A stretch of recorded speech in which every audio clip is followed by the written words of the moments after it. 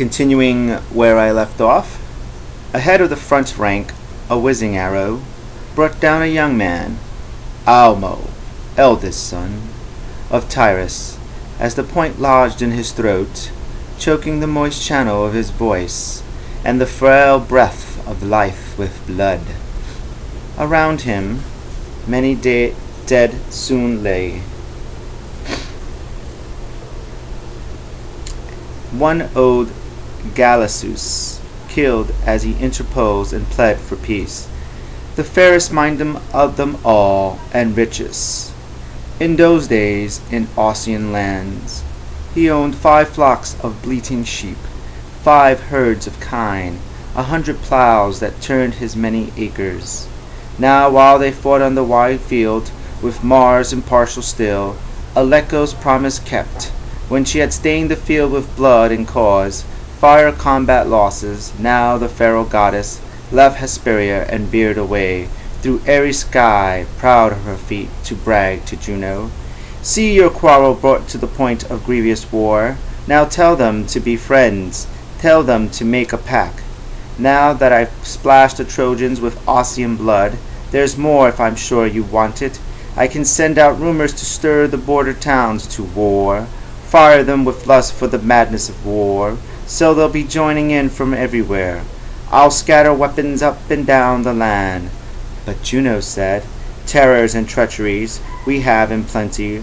All that may prolong a war is there. They fight now hand to hand, and arms luck gave are running with fresh blood. There is the marriage, there is the ceremony, Venus' distinguished son, and that great king Latinus may take joy in. As for you, this roving rather freely in high air is hardly as the Father wishes. He who rules highest Olympus, down with you.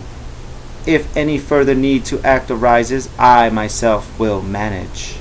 At these words from Saturn's daughter, Alecto spread those wings that hissed with snakes and left the towering air for underworld again. There is a spot in central Italy where the mountains are, a noted place, heard of in many lands, the valley of Amsantix. Flanks of forest, dark with leaves, close in on either side, and in the mist a torrent rumbles down, a twisted channel swirling through the rocks. Here people show a shuddering cold cave, an outlet for the breath of cruel this, and an abyss that opens jaws of death, where Acheron burst through. Between these jaws, the Fury settled in her hateful power, giving relief to earth and sky. But still, the queenly daughter of Saturn, undeterred, gave her last touches to the war. The crowd of shepherds as one man rushed from the field into the city carrying the dead. Young Almo and Gallisus all disfigured. They implored the vengeance of the gods and called upon Latinus to bear witness. Turnus at hand now, among men on fire with rage over the slaughter, made their fears redouble, saying rule fell to the Trojans. Italians were to mix with fragrant stock. He had been turned away from the king's door. The kin, then, of those mothers in ecstasy, who danced for Bacchus in the wilderness, Amata's name no light encouragement, came in from everywhere with cries from Mars. Nothing would do but that, against the omens, against the oracles. By a power maligned, they pled for frightful war, and they all thronged, outshouting one another round the palace. Latinus, though, like a sea cliff stood fast, like a sea cliff that when the great sea comes to shatter on it, and the waves like hounds give tongue on every side, holds grandly on. Though reefs and foaming rocks thunder offshore, and seaweed flung against its streams away, but when no power was given him to defeat their blinded consul, and things took their course, at cruel Juno's nod, Father Latinus, calling upon all the gods on heaven's empty-aired cry, am I breached by fate, wrecked, swept away by storm?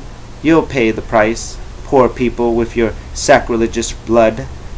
This wickedness will haunt you, and the grim punishment, Turnus, will come home to you. But it will be too late to pray the gods. For me, I've earned my rest, though entering haven, I am deprived of happiness in death. He said no more, but shut himself away, and dropped the reins of rule over the state. There was a custom then in Latium, held sacred letter in Alban towns, as now in the world power of Rome, when citizens first urged the war god on, to bring the sorrow of war upon the Getae, or upon Arabs, or Carnanians, or marching downward toward the Indians, to take the Parthian captured standards back. There are two gates, twin gates, of war as they are all called, by long observance, looked on in awe, for fear of savage Mars. 100 brazen bolts keep these gates closed, and the unending strength of steel. Then, too, their guardian Janus never leaves the portal. Now, when the Father's judgment holds for war, the consul in Quirino robe and gabine cincture goes to unlock the grating doors, and lifts a call for battle. Fighting men then add their voices, and the brazen trumpets blown together blare their harsh assent. In that way, now, Latinus was enjoined to declare war on the people of Aeneid by setting wide the grim gates. But he would not touch them, only turn away from the repellent work, and shut himself in the interior darkness. Heaven's queen, as this dropped from the sky, she gave a push to stubborn yielding doors, then burst the iron-bound gates of war apart on turning hinges. All Ossian lands as yet unroused, unwakened, now took fire. Infantry mustered to cross the fat lands. Mounted men tall on their horses in the dust whirled by, and all must take up arms. With heavy grease they rubbed shields clean and smooth, made javelins bright, and whetted axes on the grindstone, thrilled at standard bearing, at the trumpet call. 5 sizable towns, in fact, with anvils clear, now turned out weapons. These were tough Atina, haughty Tiber, Ardria, Crustumeri, towered Antimene. Workmen fashioned helmets, hollowed and hard headgear, or for light shields, bent wicked frames, while others molded breastplates out of bronze, or trimmed greaves out of silver. Pride and plowshare and scythe had given way to this, and so had love of plowland labor. Swords of their fathers in the smithy fires they forged anew. The trumpet's calls went out, the password sign of war went round. One fellow pulled down his helmet from the wall, another yoked his whining horses, took his shield, put on his mail shirt, triple linked with gold, and belted on his good sword. Muses, now, that throwed wide the gates of Helicon, your mountain, now lift up your song to tell what kings were stirred to war, what troops in each command, fill all the lowlands, fighting men in whom even these in those days, bounteous Italy had come to flower, and whom her spirits blaze. For you remember, you can bring to life that time, immortal ones, while to ourselves faint wraiths of history barely transpire. First to equip a troop and take the field was harsh Mezentius of Tuscany, who held the gods in scorn, the son who rode beside him, Lassus, unexcelled in beauty, except by Turnus of the Laurentines, horse-tamer Lassus, conqueror of beasts, led from a jealous town 1,000 men, his followers in vain. He that deserved more happiness than the father he obeyed, deserved indeed no father like Mezentius. Next after these came Aventinus, athlete, son of the athlete Hercules. He showed his palm-crowned chariot and winning team, and put them through the paces on the grassland, bearing his father's blazon on his shield. The Hydra wreathed in snakes, 100 snakes. In woodland on the Avetine, the priestess, rare, in secret brought this child to birth in the world of daylight.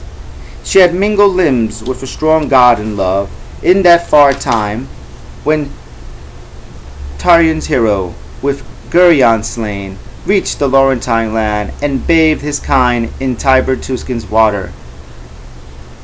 Soldiery that Aventius led were armed with javelins and thrusting spears, with polished poles and points they fought, or hurling shafted Sabine spikes. Their captain went on foot, swirling about him a giant lion's skin with storming mane, still terrible, and the great head for cow, with white fangs in the open maw. So cloaked in Hercules' shaggy accoutrement, he went up to the king's hall. Then twin brothers left Tiber's walls, that town and its townsfolk, named for Tibertus, elder than these two, Catulus and fierce Coros, progeny of Argos, by descent from Amphitrus, ahead of the front line amid the spears. They raced along as from a mountain top. Two cloud-born senators on the run plunged down from Homo or from the snows of Arthurs, making the mighty forest yield and thickets crash before their onset. Then the founder of the great town, Perneste, joined the rest.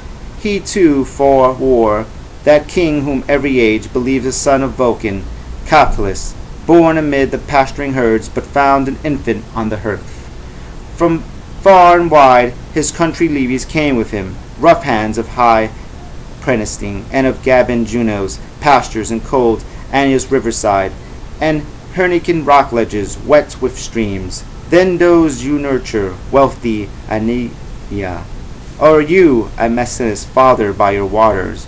Armor and clanging shields and chariots were not for all, but most with slings let fly their bullets of blue lead, while others hefted pairs of darts. They wore close-fitting caps of wolfskin, and gripped earth with left foot bare, the right foot roughly booted. Now Messapus, horse-taming son of Neptune, not to be brought down by any man with fire or steel, called out his tribes, long settled in their peace, battalions long unused to war, and practiced swordsmanship again. Some of his troops held land on the Phoenician heights, and some of the Phalascian lowlands, on Socrates' high points, or Flavinum's pasture land, by Mount Simonus Lake, Capenna's grove.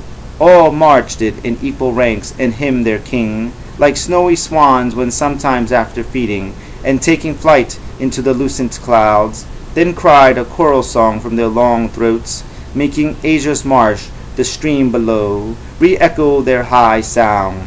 No one heard would think that throng composed of ranks and bronze, but rather that a cloud of clamorous birds beats landward from the open sea.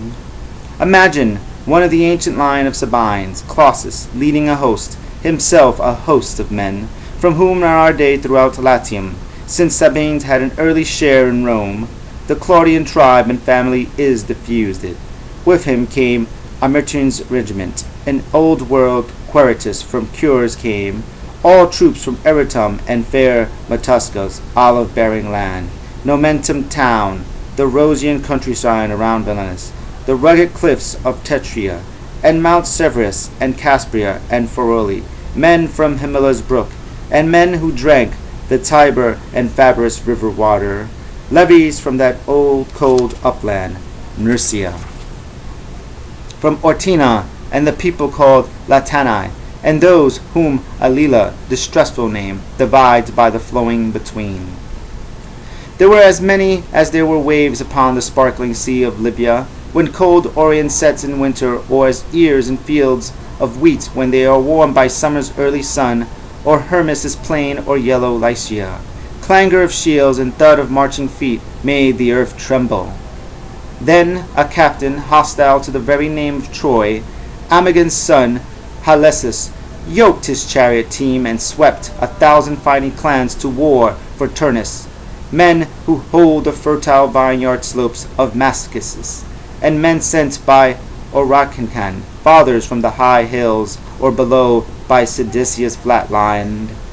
Others came from Calais, or were neighbors of Vulturnus, fordable waters, and in arms as well came harsh Saticulans and bands of Oskins, Polish clubs were what that used as missiles, leashed for recovery as their practice was.